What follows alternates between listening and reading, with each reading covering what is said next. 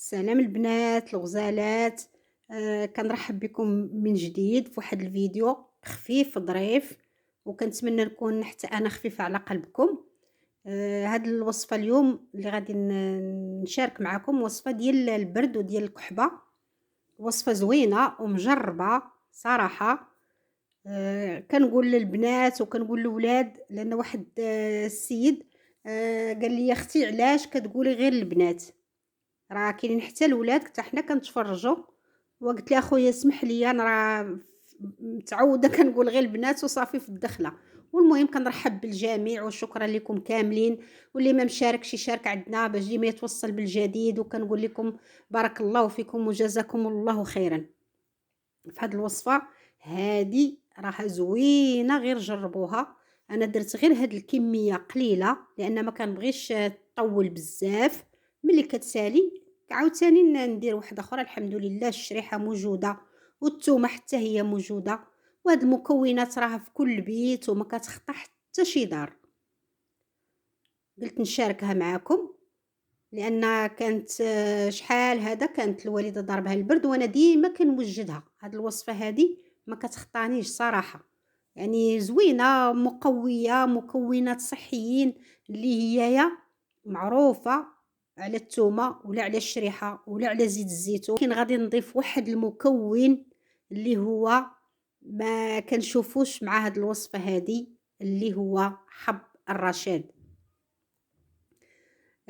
درتو فواحد الكويس حتى رطاب وكيطلق دوك الخيوط ديالو. هاد الوصفه هادي في حقيقه الوالده الله يطول في عمرها هي اللي قالت لي: تزيدي حب رشاد، راه مزيان للبرد ومزيان للكحبه وهو سخون. وكيف ما كنعرفوا راه كيعطيو حتى المراه ملي كتكون نافسه. كيديروا حب رشاد في الحليب وكيديروه مع البيض وكيديروه مع المساخن. ويوا قالت لي: غير ضيفيه لهاد الوصفه هادي، راه زوين وهي كتاكلو. وكنتمنى هاد الوصفه تعجبكم.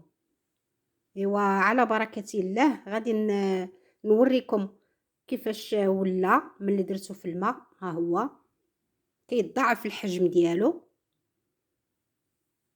هو في هاد الكويس درت ليه غير الماء بارد، حتى هو كميه قليله اللي خديت صافي، وزيت الزيتون.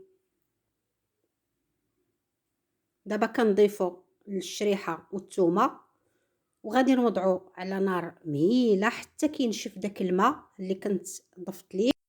ولكن خصنا نردو معاه البال باش ما يتحرقش لينا، لان كاينه ديك الميها راه غير شويه. يكون على نار مهيله حتى كينشف صافي. ودابا ها هويا خليته حتى غادي يبرد واحد شويه، ما بغيتش نضيف ليه زيت العود وهو سخون.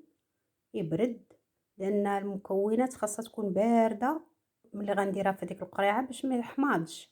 حيت الا كانت سخونه ودرتي داك الزيت ودرتيها في القرعه وهو سخون غادي يحماض. صافي دابا غادي نضيف كيف ما كتشوفوا زيت الزيتون.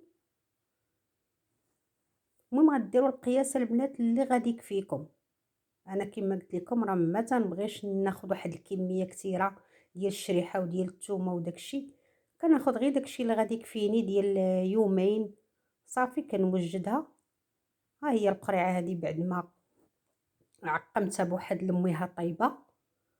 وكاين تاني واحد الطريقه واحده اخرى، كديري واحد الكاسرونه فيها الماء حتى كيغلى وكتحطي فيها واحد السربيته وديري دوك القريعات اللي باغا تعقمي. ما تخافوش عليهم راه ما يتهرسوا ما والو.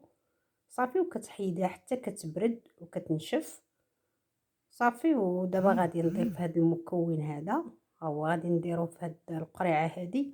وغادي نبقاو ناخذوه في الصباح وفي الليل وبالشفاء للجميع ان شاء الله.